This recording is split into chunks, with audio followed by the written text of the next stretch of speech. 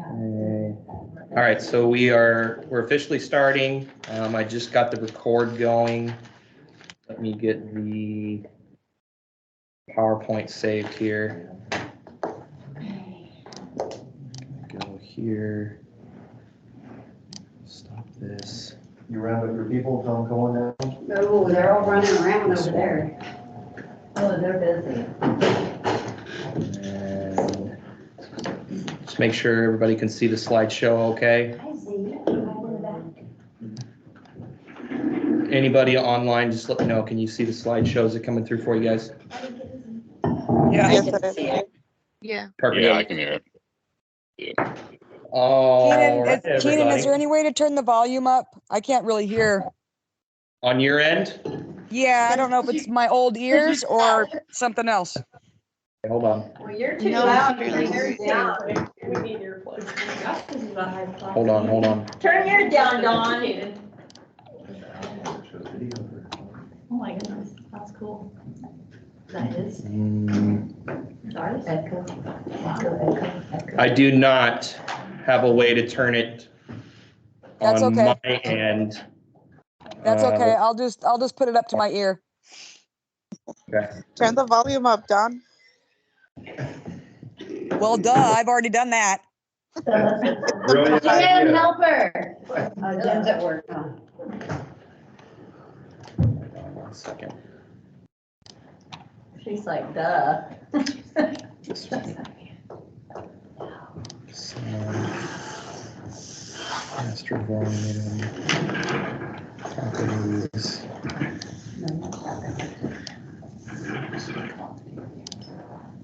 Where'd you get this 80s pen? No flowers on it. Cause I'm old, I got things from the 80s, even though you weren't born So until the that's 80s. ink in it?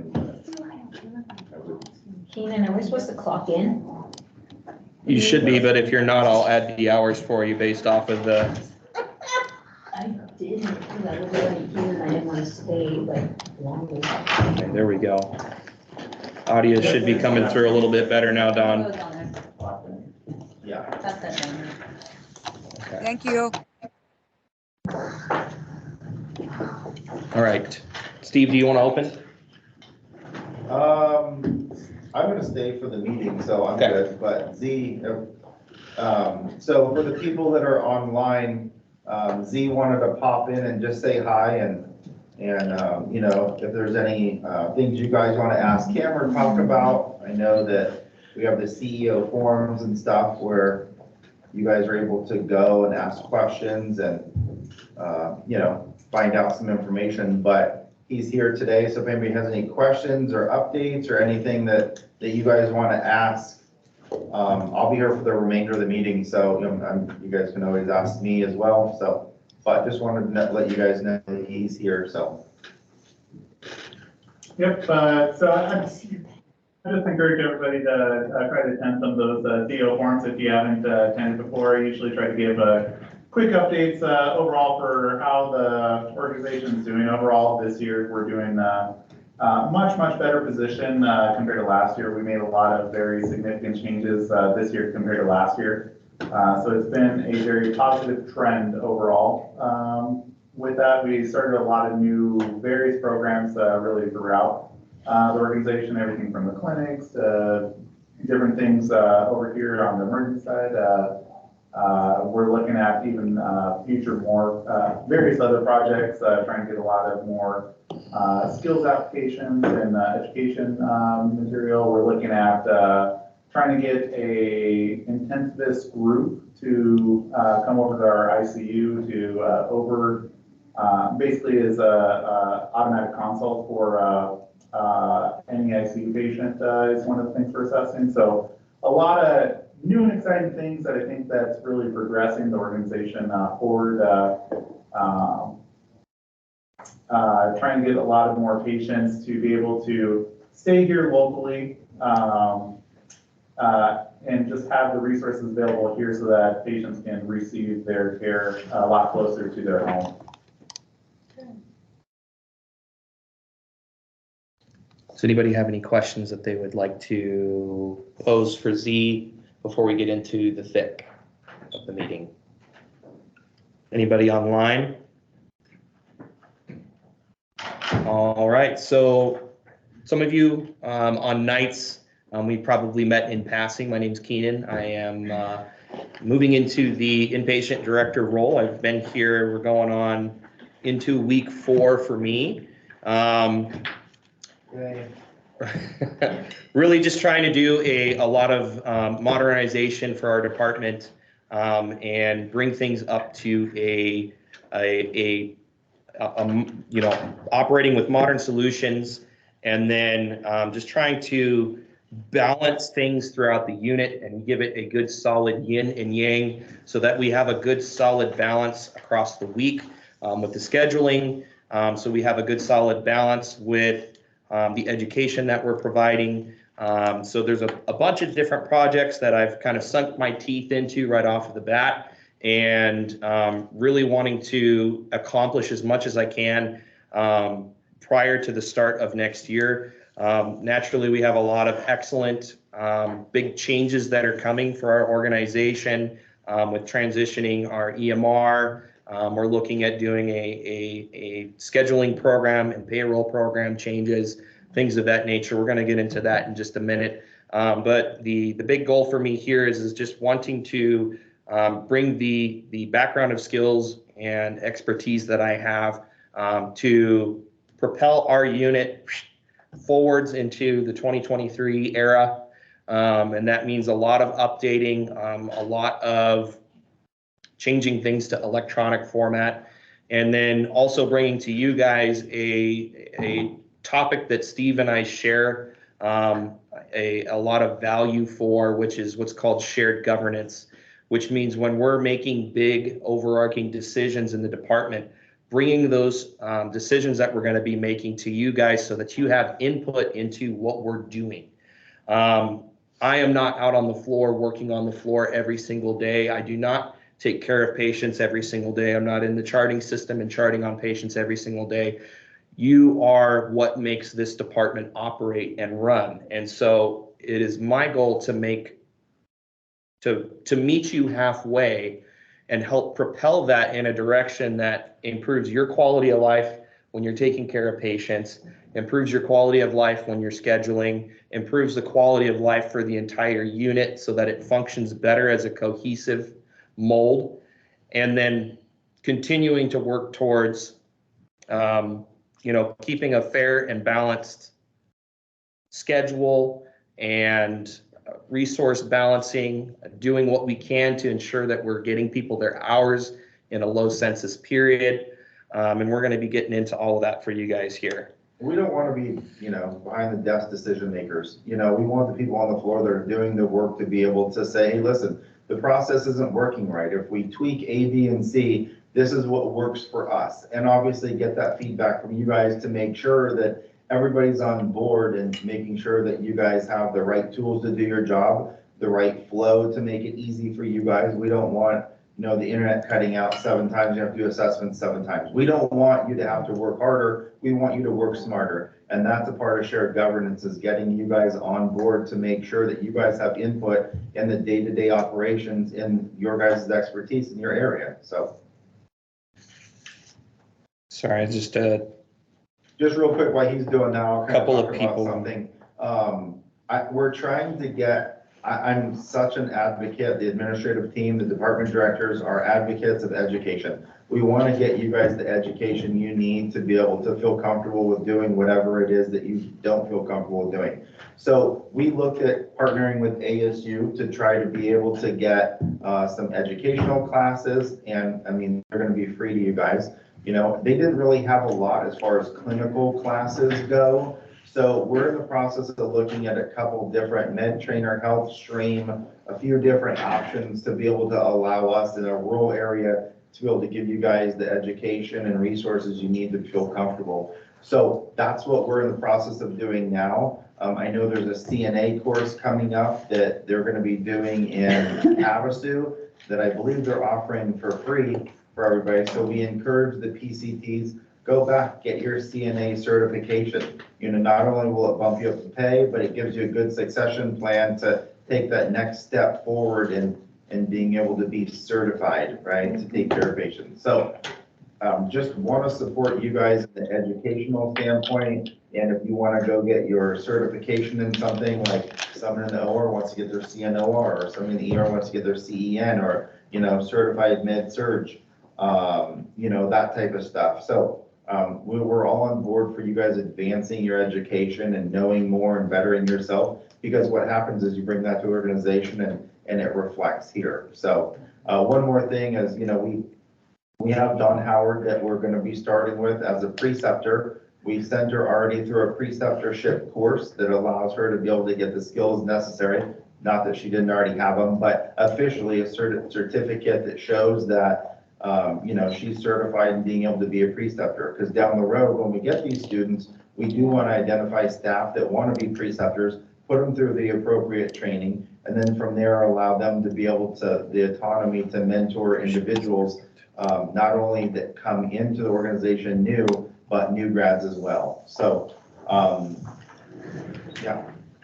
Let's talk self-scheduling. So I started the Google Sheets for the self-scheduling. I kind of just want to open this up. How's it going? What do you guys think? Do you have comments for me? Issues that you've been running into? Any suggestions that you think about changes that I could be making on that? Be transparent, don't hold back. Now's the time to say you're not gonna get in trouble, nothing like that. So be honest and open so that, you know, Keenan can make the changes or explain what's going on with it. I know there's a lot of talk in the department about schedules and weekends and all kinds of stuff. So, you know, when the topic comes up, please be transparent so that way we can air everything on, put it on the table and go that route. And I like it, I don't have an issue with it. okay. We'll be doing better with it. First, it was a little rough for me because of It's new. orientation and all that stuff, so it was a little awkward in the beginning, but, Your spreadsheet kind of makes my head spin, but not much you can Should do try about building that. one. Like, try to scroll over and then go back and Yeah. then just go minimize or something. yeah. It works way better on a desktop, but you Yeah. know, I know everybody's got mobile devices, so. Will we go to just one or the other? Because I look at should, window work and then look at your new thing, which I really like the way that you put it out there and that we do have the ability to put ourselves in spots. I do love that. But is it ever gonna be just the sheets or the window work? it again? will. So we're Okay. transitioning to a program called Paycom, and that's supposed to be at the first of the year. I haven't seen it yet. I haven't used it yet. So I don't know what it looks like. I don't know if it has the self-scheduling function. But from what I've seen on their It does. webpage, it looks like a solid modern program. And once that rolls out, we'll do a full transition to that. I wanted to build the Google Sheets to give you guys the ability to self-schedule. That didn't really exist with Went to Work. So, and it meant that, so it was a two-pronged solution, right? Prong number one was it gives you the ability to go in and build your schedule yourself. Right. Number two, because it lets you build your schedule yourself, that means that I'm not spending 4 to 6 hours looking at a spreadsheet with your preferences on it and trying to build it myself, right? It automatically fills itself in based on what you enter. It automatically balances. It tells me exactly where the gaps and holes are. Makes it easy for me to build out an open needs list. So for the time being, it was the most prudent solution I figured I could come up with. And the goal was to try and make it easily accessible, easy for people to get in, and then also to put the constraints in place so that we don't have everyone scheduling all at the same time, break it up into groups, so that way the schedule itself can actually slowly build itself, fill in the days, you know, based on what is needed, but still give you the ability to put in the shifts that you want. And then throwing in a rotation for those groups, so that way there is a constantly moving, you know, group so that you're never scheduling last. You know, you know that group B this time around started first, group B is going second, group A is going third. Next time around, group C will start A and then B.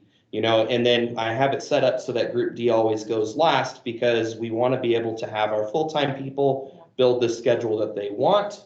And then, you know, as for PRNs and per diems, they get to fill in the back end to help take care of the places where we're missing, you know, missing the shifts. And then of course, once that open needs, you know, once this schedule window closes, I'll post that open needs, and then anyone can get into that portion and fill in so I can backfill. The only thing that I haven't done on the open needs yet is there's not a way for me to make it so that it alerts me when someone goes in there and plugs in days. Nona's been doing a really, really good job when she goes in and plugs in days on the open needs. She texts me and says, hey, I put in a bunch of shifts on there. Can you take a look at it? So I'll check it every couple of days for the open needs. But if you get on there, you put in shifts, shoot me a quick text message, shoot me an email and just say, hey, I jumped on there. I put in some shifts for myself. Can you take a look at it and get them entered? So we've got the transition to Paycom coming. Holiday scheduling. I did some communication with Genesis on this. She let me know some of the previous holiday scheduling that you guys used, which effectively was a like a rate list. So everyone gets an opportunity to rate which holidays they would want off on like a 1 through 6 list. And then to take that list and reconcile it against other folks' lists so that way we can build out the holiday schedule. I liked the concept. I'm actually working on building something out like that right now. This will be rolled out prior to the end of the next schedule period because the next schedule period ends 10/21. So I'll roll that out so that, and I'll probably make it a Google Sheets also so it's easy. Everybody can get in there, plug in what they want for that Google Sheets document. I'll figure out some conditional formatting to, you know, balance it out itself, and then I'll build the holiday schedule off of that. Anything anybody wants to add or discuss on holiday scheduling before we move on? Are you gonna open up the sheet, allow them to put in what they want first, and then also give you a 1 through 6, so then that way the people are willing to work, makes it less stressful for everybody Yes. else having to fill in if you already have Yes. numbers for it. Okay. I just want to mention it's not exactly about the holiday scheduling, but we've been having a little bit of like communication issues regarding the schedule. Like sometimes there's days where there's a bunch of people that are coming in and we're not aware. So I just wanted to bring up that we need to be a little more, you know, communication needs to get better between us and you, Keenan. Because sometimes you approve somebody coming in or somebody taking time off and then the floor is not aware and it just causes some confusion as we're coming in and also when we're trying to put people on call. What's the best way to handle that? I mean, is it something as easy as if Keenan approves somebody, should he text the med-surg phone, call? Yes, pretty much. Yeah, Okay. pretty much. It's really a simple fix. I just wanted to bring it up because I know we've had a lot of issues about it where like, you know, that what's on the paper and what's on Went to Work isn't super accurate. So, yeah, if you could just let us know, hey, this person's coming in today or this person's not actually coming in today. Yeah, just because we've had issues with it lately where we put people on call or we don't put enough people on call and suddenly we have a lot of people on the floor. And I know one of the things that's definitely adding to that as well is that we do the schedule in 3 different places. So there's the Red Book, there's the Went to Work, and there's their Google Sheets. Naturally, when we do that transition to Paycom, pretty much everything is going to be done in one place, including the documentation of if someone gets put on call, we'll be able to put that into that program, right? So any and all documentation as far as it goes with the schedule will be fully transitioning to Paycom when we make that transition. We got a couple of months to kind of iron that out and make sure that it's, you know, nice and established before we just pull the trigger on it. And naturally, I'll be coming to you guys, sharing the information with you. And then, of course, there's probably going to be associated videos and training sessions on how to use it. Of course, I'll be doing those myself as well. And then learning the ins and outs about how to use that program. I'll also be looking at we're rolling out that PAYCOM, traditionally I would have the charge nurses would have control over the daily schedule as well. And so and this was in an old program we used in Havasu, when someone was placed on call, they could document it electronically on that schedule. And so effectively eliminating what we currently use as the Red Book, right? So, and putting all of that documentation in one place for easy reference. Any other questions on scheduling? And yes, I will work on improving my communication as far as it comes to any scheduling changes or additions. Thank you, Anna. Thank you. So swing beds, we've got a new weekly activity schedule. This is put together by Alana. I want to give a shout out to Brianna. She took time last week to go through the cabinets in our nurses station and really restructure, reorganize a lot of stuff. They were an absolute disaster, and she took the time to go through and actually build out a section. It's got a, thank you. It's got a, and Trisha just showed me a laminated swing. So we're keeping the swing idea that you guys came up with in order to mark that cabinet for all of the stuff that we can use for activities. So there are books in there, there's Bibles in there, there's board games, there's tons of stuff in there that we can use for activities. We showed Alana where that was at. She was impressed. Everything's in one spot. So when we start doing these activities, and I've just got a copy of the weekly activity schedule that she rolled out for this week. Z had actually asked that we stick with a simple weekly based design with time slots, so that way we can actually have a easy to reference, easy to use scheduling reference for our activity schedule. So, and the purpose behind this is to get residents out of their rooms, break the mold of being in the hospital. When they're in swing status, they're here for a much longer duration. We want to try and prep them for being home as much as possible. When people are here for 2, 3, 4 weeks, most of us don't spend 2, 3, 4 weeks laying up in bed. But when you're in the hospital setting, that's easy to do. We don't want that for those individuals. We want to try to prep them for what home life is.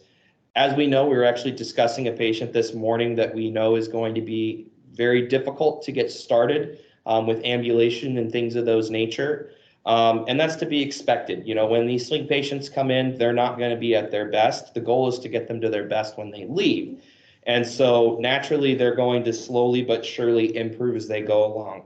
There's never going to be a mandatory, you have to bring every single swing patient down for every single activity.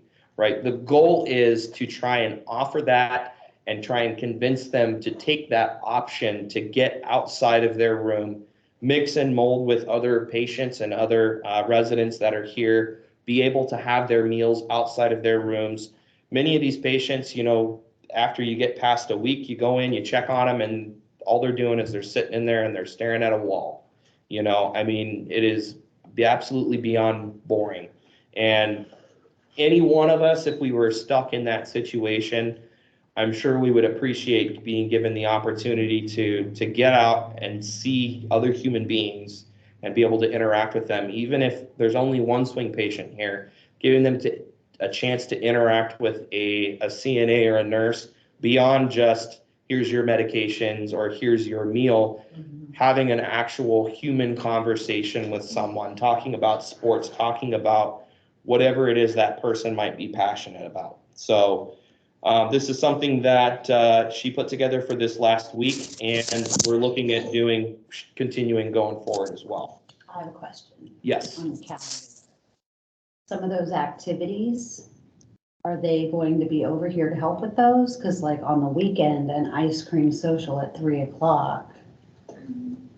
Well, that was my question as well. Noon is a very, very busy They're time. not here. Passing on the medications. I mean, we're doing an ice cream social right in the middle of the afternoon. True. So, and we're going to get into staffing and recruitment in just a little bit as well. So I'm adding more people to the crew. So we'll get into the thick of that in just a minute. Okay. So just real quick about swing beds. I mean, Our goal is 750 swing bed days. We're currently at 600 and 650. 650 about right now. We're so close to our goal. We're Yeah, 100 days away. What's know. that goal for? Oh, we're 100 days away. We're from 100 the days end of it? away. Yeah, so, I mean, we're doing great at swing beds. I know, I've heard there's a lot of frustration with swing bed patients. Swing bed patients are as only good as the information we get from the facility sending, right? I mean, so we don't know when the people get here that they're gonna want their wife to stay in the room and have 12 beers delivered, you know, a day to their room, right? That's a real scenario that happened. We didn't know that the patient's gonna wanna be detoxed when they're here. We don't know those things, right? We only know what is being told to us by the sending facility. So, and it goes through a series of people for approval. It goes through Z, it goes through Dr. Mendoza or the physician that's on the hospitalist. It goes through Alvin, it goes through myself. There's different components that everybody looks at to make sure that this is the right person for us.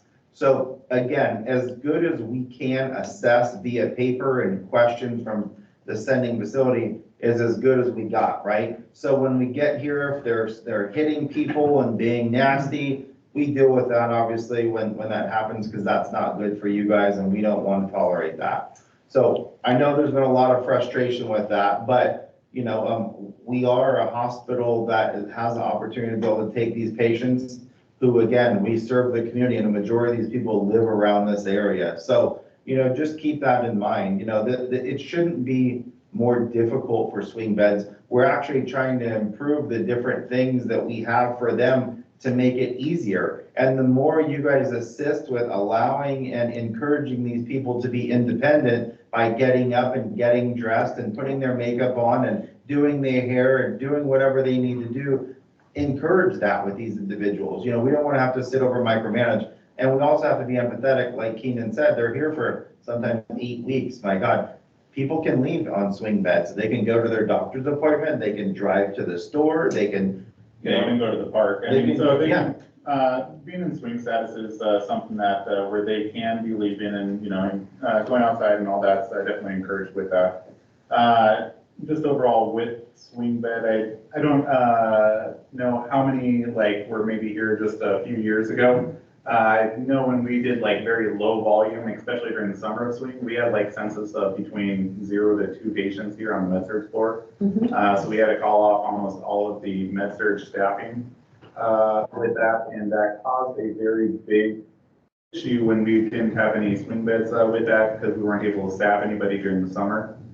So you imagine a lot of the individuals on the floor had to be called off, and then it would be creating that snowball effect during the winter time of not being able to staff during the winter because everybody quit because they're not getting any hours during the summertime. So a couple of years ago, Alvin made the big push and really tried to ramp up the swing bed status. And last year we were able to hit I think our historic at that time might have been like 100 swing bed days per year. Last year he was able to get to 500, and he made it a stretch goal to try to get to 750 this year. And right now we're on target. And as you guys know, and I've definitely been seeing floor, and you know, I know how much work swing bed does require, even more so than some regular floor patients understand with that. You know, I see that census of 10 plus, which is, you know, historically great for the summertime. And that what that's going to allow us to do is also make sure that we're still at the appropriate staffing levels for when they come in the winter and all of our winter visitors come on visiting. We're going to be hopefully staffed at a lot more appropriate levels and not playing catch up how we historically have been. So it's been a great transition, and also just great for the patients overall, where you know, imagine that being having to be you're talking about 8 weeks in swing or something like that. Imagine not being inside your community, your family not being able to visit you for 8 weeks because you're in Vegas trying to get swing bed. Your family having a hard time going out there and trying to see you. So that's where it's something that's so beneficial for the patients of our community to be able to offer that type of service here locally. Did you have a question down there? I just was wondering about the appointment that you mentioned, because we've had some issues where people have had like an appointment in the next building over, and there was question on whether they could physically go out and go to that appointment. 100%. They can, they just need to check out. The swing beds. Yeah, the Yes. swing beds. Yeah, not regular paper. Yeah, swing No, yeah. There's a paper that they Okay. can sign to leave. Yeah, if they want to go out to, say, lunch with their wife, and go out to Crossroads, or really go to the casino, wherever, Water. with that. They're all encouraged to go out during that time period with that, be able to go out and go to the appointment. Now, with saying that, you do bring up one little point where we do have, so they're able to go to the building next to our specialty clinic and see them with it, because there are different facility MPI, different physician billing for it. Where it becomes somewhat of a trouble is if it is with our, they have a scheduled outpatient appointment with one of our, at our facility technically, because then it, we all considered under one billing code and it's all one global reimbursement rate with that. So that's the one hiccup since we are with that, where typically it's not, I think we actually had a patient yesterday who, what was scheduled for a She had her annual bone density. DEXA scan, yeah. So that wouldn't be, we would have to reschedule that one just because it would not be reimbursed since it is that one inclusive rate, since it is under the organizational health. But if they went to, say, Dr. Tossi and saw him at the clinic, or, Dr. Tilshner right next door, they would be able to do that and see them and go over there for it. But yeah, definitely encourage patients to get out, ambulate, go out in the community when they can under swing bed status. As long as they come back before midnight. And it's John, I have a question. Yes, sir. Just with the swing bed patients, if we can also kind of figure out with the docs too, some of the swing bed patients are being telemonitored. They're also going to have IVs in. If they're going to be leaving and stuff like that, we can't have them on a telemonitor, can't have IVs. If they have PICCs and midlines, not a big deal. They can go home with PICCs and midlines, but can we just get with the docs about if they're going to be a swing, do we really need to have them on a telemonitor the entire time? And do they need IVs? I mean, if it's an emergency situation, you got to give some, yeah, I understand that. But for having IVs in the whole entire stay, kind of a problem. Yeah, and that's also been a education point with the physician. So at one point in time, and we've been working on various education points with physicians. So physicians were, because they are all just in our hospital and they're treating everybody just like a regular acute patient with that. So some of the physicians were documenting every single day, multiple times a week. So even just trying to reduce the documentation burden on them, since it is not required for that, with all the things that you're saying. And then you're right that being on telemonitor is not common practice, and we've been having discussions with that, but we can definitely reemphasize that to the physicians, that there is a difference between inpatient and observation and also swing patients. So great point, and that's something we can definitely reemphasize. I have a question. When people are on a PT and OT, and so we have orders, what we're supposed to do with the patient, and then PT or OT comes in and then they make a change. We're not hearing about it, only from the patient will say, oh, well, they told me when they came, I didn't have to do this, or I had to do, because we've had people getting up doing bedside commode, and then next thing you come in on your shift and PT or OT has said, oh, they can use the bedpan. So it's almost like they're going backwards instead of going forward, and so then the people are like, I'm not getting out of bed, give me a bedpan. So I don't know, like. And a lot of the time they're lying. I don't So feel like. like But that's really if there's a good communication somewhere from I think PT it's to the OT patient. to us to let us know. I don't think it's PT saying they can use a So- bedpan. That's the last thing that Alvin would say. Well, it's So not only that, I'm not saying just the bedpan, I'm just using it as an example. If they're You don't gonna have to change use what's this, or in you don't there. have to do that, or they're changing the order from what we're getting to something else, and it's like, Would that be a- but once the message gets to the patient, there's no turning it Are back. they not using the whiteboard anymore? The best thing to do is to go into your clinical history and look at the daily report from PTOT. They put a report in there every day on the progress notes. And you can actually see their activity, what they were doing, and their orders for that day. Well, I mean, a lot of times you don't have time to do all that, but, so, you know, that little communication box that we use, maybe something in there, like, if they're made a change or something, just so we know, like, okay, they've seen them and this is what they're doing, And and, on CPS, you know. right? Yeah. because not everybody's lying. You know, Well, no, people do yeah, tell yeah. the truth, But but. my information is, so I used to pay attention.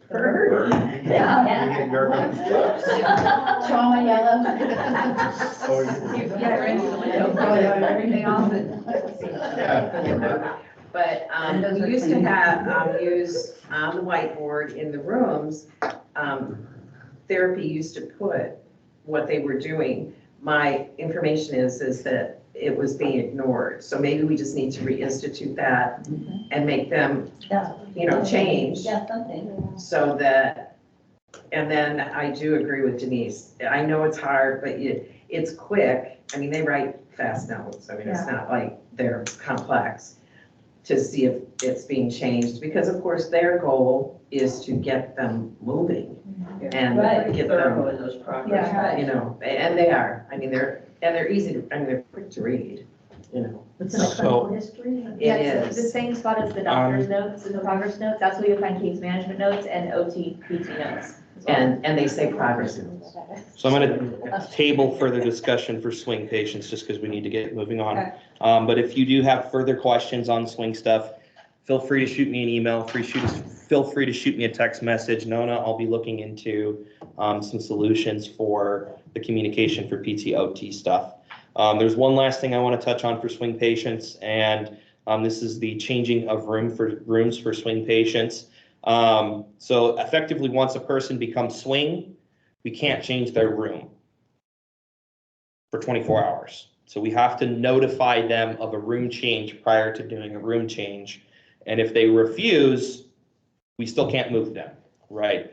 So if we need to move a patient that we know is going to swing status, let's say tomorrow, it's crucial that if we need to move them before they hit swing status, maybe we want them closer to the nurse's station, maybe we want them further away, maybe we want them in a different hallway, whatever it is that we want to do as far as moving, we want to ideally do that before they hit swing status.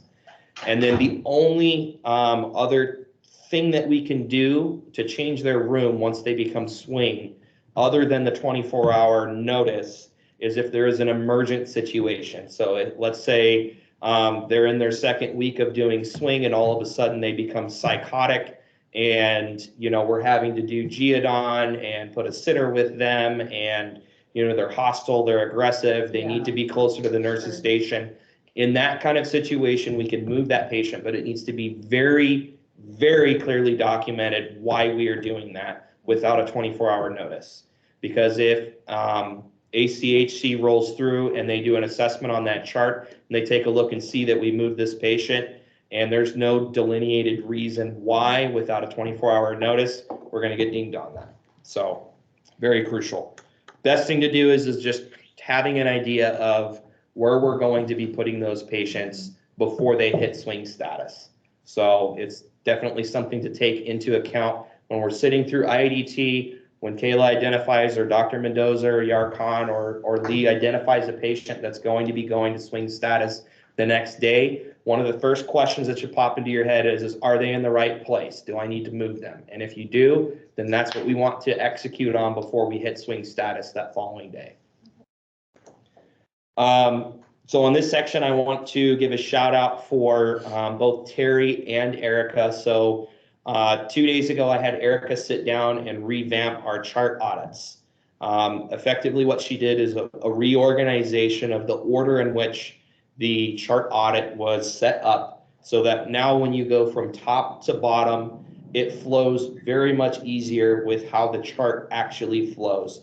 She also moved several of the sections around so that things are clustered and grouped together to make it easier to move from one item to the next as you move through a chart review.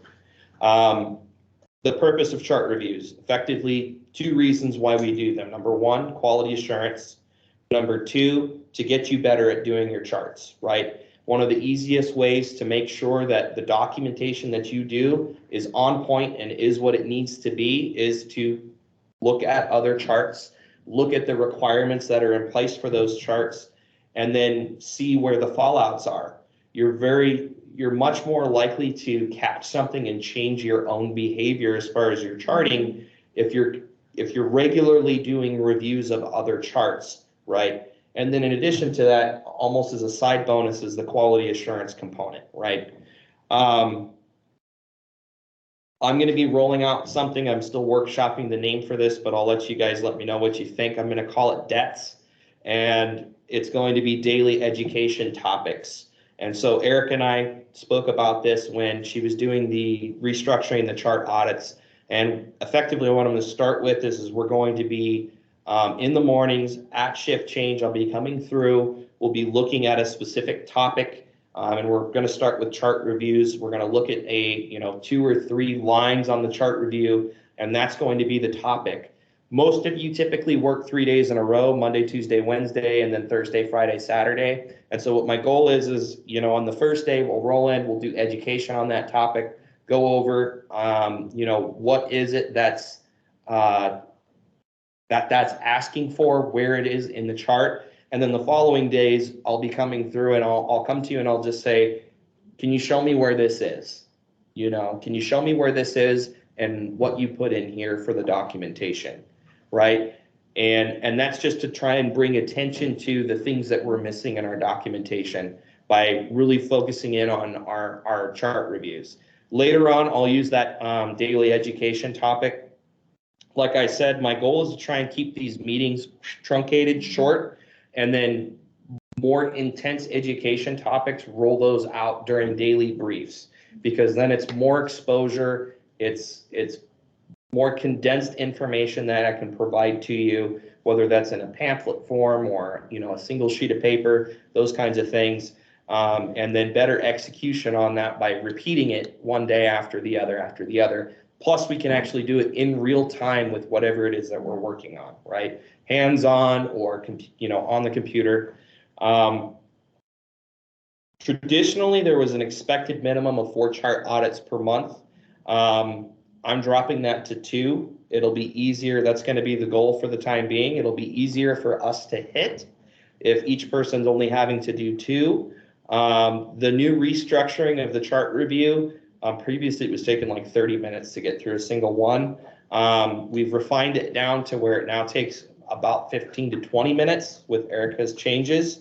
So I want to start rolling out a regular occurrence of these chart reviews and chart audits.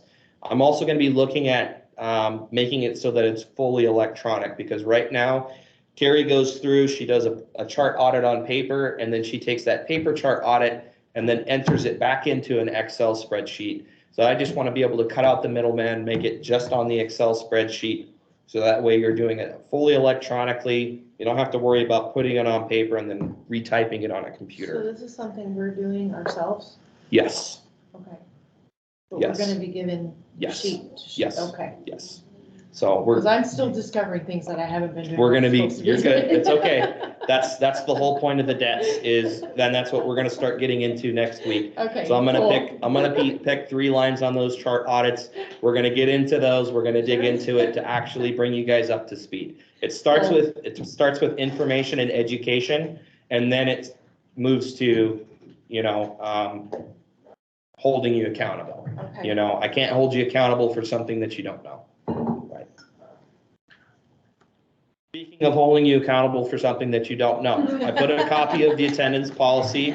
Okay, so starting after this meeting going forwards, this policy is very strict. It's much more strict than what we had in Havasu. Okay, but the point of this is, in order for us to be able to run a department and to run a unit and take care of our patients, I need to be able to depend on you. Your team members need to be able to depend on you. The patients need to be able to depend on you, and that means being here.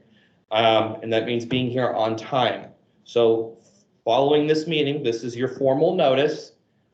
I am going to be enforcing this. I already have a spreadsheet made. When I'm doing payroll, when I'm going through, I will be looking for tardies. Tardy counts as half of an occurrence.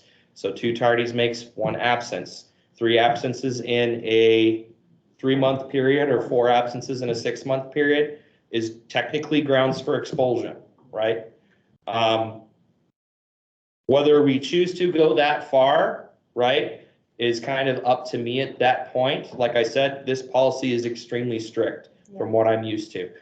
I'll probably put you on an action plan before I get rid of you, okay? I understand, people have family emergencies. I always say, family comes first, right? You only have 1 set of parents. You have 2 sets of grandparents. You have your only brother or your only sister or your only children, right?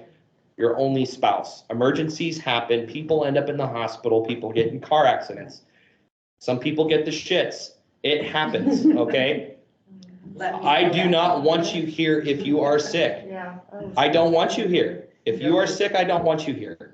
It's that simple, because that puts other staff members at risk of getting sick. It puts patients at risk of getting sick, okay? If you are sick, do not come into work, right? If you have a family emergency, I almost expect you to be there and not here, okay? But at the same time, I have to be able to track these things and hold the unit accountable, because otherwise it becomes bedlam. And next thing you know, we don't have the people that we need here to do the job that we need. I'm going to be scheduling appointments with all team members over the next month and a half to do evaluations. So I drug my feet on this because I didn't know any of you guys. I didn't know what your workflow was like. So I wanted to take my time, get to know some of you, most of you, as much as I can, learn a little bit about who you are, learn a little bit about what your workflow is like, learn a little bit about, what's your attendance like, what's your input, how do you address situations. Before I started writing evaluations, if I just rolled in and started writing evaluations on people, I probably would have given everybody a middle of the ground grade, because I have no idea who you are or what you're about, right? So this will be I'll be scheduling appointments. Again, I'm going to probably put this on Google Sheets for signups for appointments for these, and we'll be knocking those out.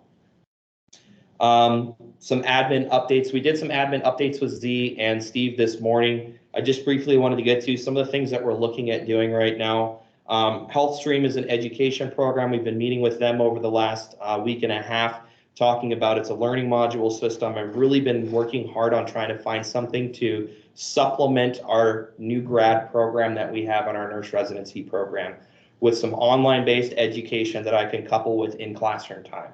I'm looking at doing in-classroom time on Fridays for our new grads. For our nurse externs, it's a little bit more complicated, because sometimes you have things that are scheduled on Fridays. But definitely for our new grads, I want to specifically set time aside where we can get in the classroom, we can cover a topic. It'll be 3 hours of lecture and then an hour of clinical time where we're actually pulling out a chest tube, looking at how is it inserted, what do we do with this thing, what does it even look like, right? This is something that I'm actively working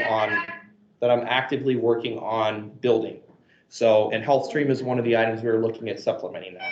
MedTrainer is another one. It also has some other features for quality. It would effectively replace SQSS.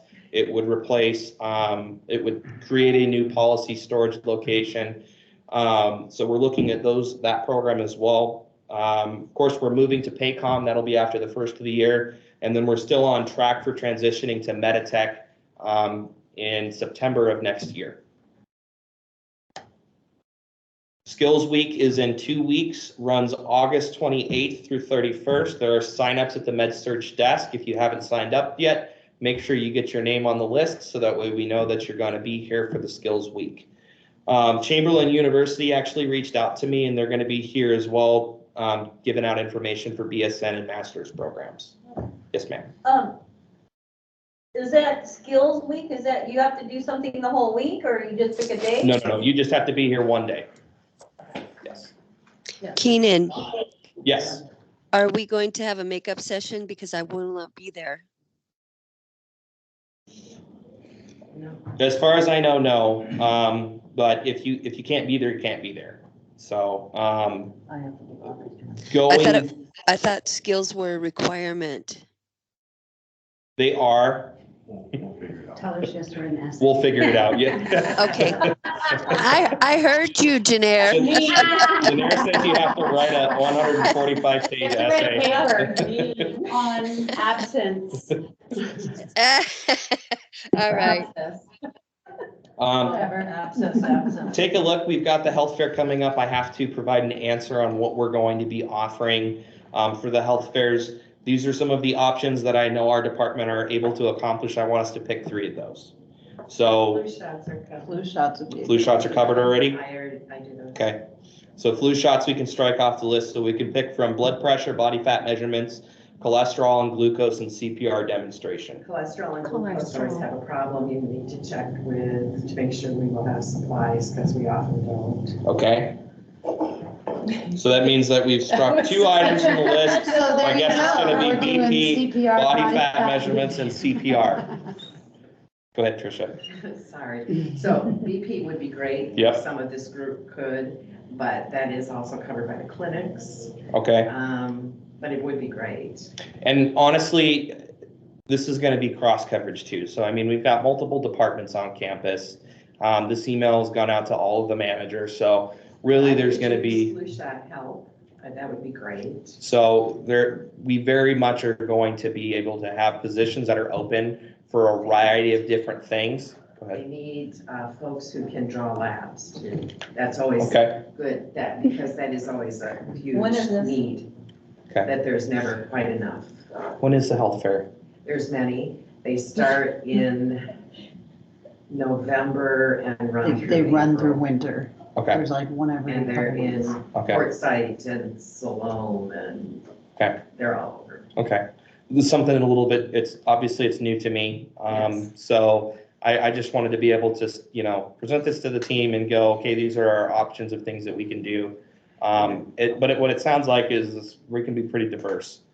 Yes. Because everyone's going to need a little bit of help along the way. So, and that means that there's a variety of things that we can do and contribute to with our time. And they could be volunteer hours. We talked about Which that. would I'm going make to skip Carissa that one. happy. So I'm going to skip this slide. It's just talking about education's ideas and suggestions. We kind of talked about the daily education topic. I was going to open this up for discussion, but we've got 8 minutes left, so I'm going to skip that slide.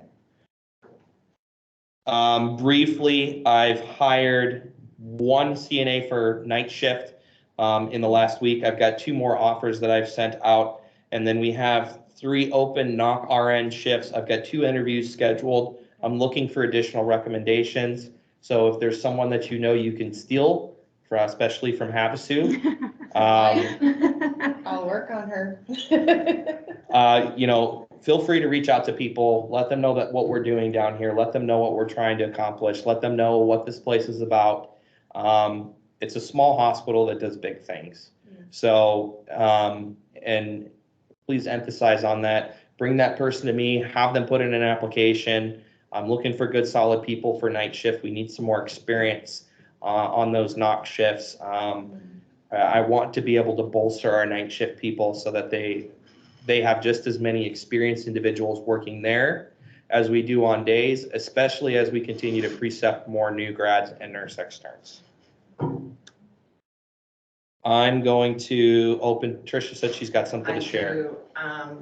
So I'm sure some of you have heard that antibiotic stewardship is a really big deal, and we have a embryonic antibiotic stewardship program, and nurses play a huge role in preventing multi-drug resistant organisms. We are at the bedside. We can help guide physicians that give too many antibiotics, but we can also, so when you're doing your initial assessments, people say, oh yeah, I'm allergic to penicillin, which then eliminates a whole bunch of very effective antibiotics. So then we have to move to 2nd and 3rd generation, which then gives them a higher risk for C. diff, higher risk for, they will have a resistance to those. So this was worked up with Omar, pharmacy director. So this is it really a penicillin allergy? And it's what medication were you taking when the reaction occurred? what kind of reaction occurred, and how soon after taking the medication did the reaction occur. How long did the reaction occur? How was it managed, the reaction, and what was the outcome? And then, have you ever received amoxicillin, ampicillin, or penicillin since having the reaction? I mean, half of them are side effects. Oh, it made my stomach Absolutely. hurt. Oh, it made me nauseous. Well, that's a side I effect of every had a medication. Right, In the so world. all of those things that Exactly. Steve just emphasized are super, super important. Because the patient, if they don't have a true penicillin allergy, make sure that the physician knows. Emergency department, the surgeon, the podiatrist, the hospitalist, the CRNA, the oncologist. It really, MDROs are a huge worldwide problem. We have a relatively significant problem in La Paz County. So, and we all know that some of our folks don't receive regular medical care, so they come in very, very sick. So we want to prevent future issues for them. I'm giving these to Janair. If you need more double-sided tape, I have plenty. Okay. So you can post those wherever you think they would be most useful. That's great. And then the other thing that we do here on a regular basis is we test for C. diff. So how many of you think you can identify C. diff patients? No. Well, there is no evidence that C. diff has a particular odor or Yeah. color. I know, people say And that. even if they do smells like have it, C. it diff. doesn't always mean. that Correct. it's C. So So, this is not what C. diff samples should look like, ever, ever. No. They have to take the shape of the container. So we do a significant amount of C. diff testing here. And we have a couple of physicians that if they have the antigen, they treat them. And that is not the most recent evidence. So if we don't test them, then that's a good thing. So ask this. So did they have recent antibiotic use? Clindamycin is like the big, huge culprit. So if they've been on that, chances are they might have C. diff. But cephalosporins and penicillin are also. So find out if they've been on recent antibiotics. Patients don't tell. You have to ask because they just think you should know all that. And it's 3 or more episodes of diarrhea in 24 hours. What is diarrhea? Conversation we had last week. So, We all have different versions of what diarrhea yes, we was. do. Well, So. good thing you included the pictures and what it's I- not of. Was that you? Did you like, let me go? Oh, take here, let me pictures? go poop in the bucket. Recent history of confirmed C. diff. So folks won't tell because they've been told how contagious it is when they go home. So you have to ask.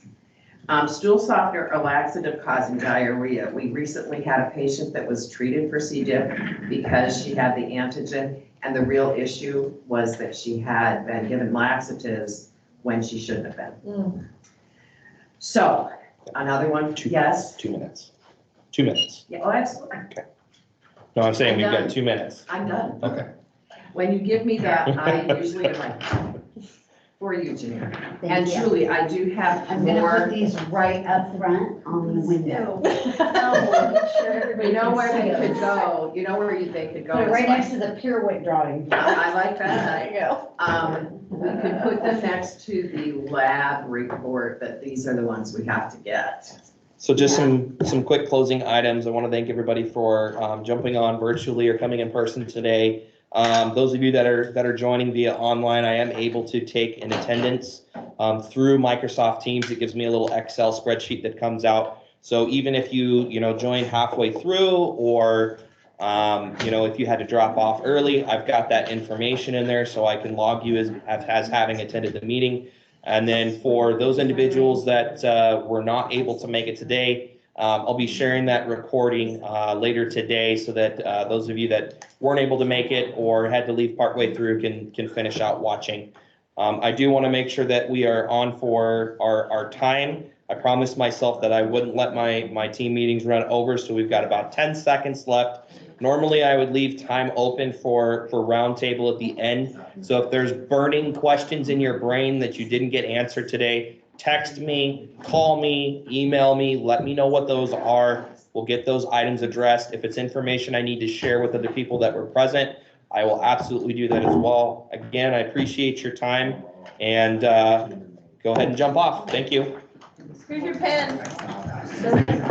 Skills thing, where's the sign up thing for that? Yeah, it's in the nurse's station, you said, the skills thing. Oh, yeah.